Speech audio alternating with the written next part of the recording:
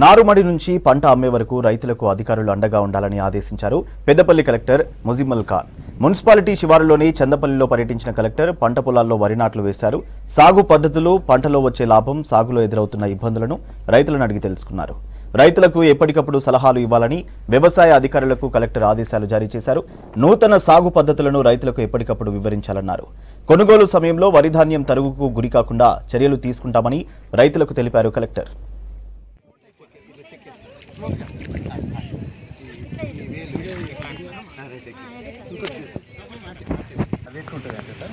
ఈ nursery racing ఉండదు. ఈ 25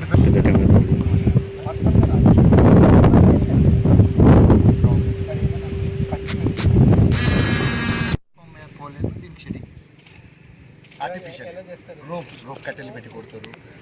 రోప్ తాడు పెట్టేసి మార్నింగ్ చేస్తారు సార్. 8 to 11 మనకు ఈ పోలన్ వస్తుంది.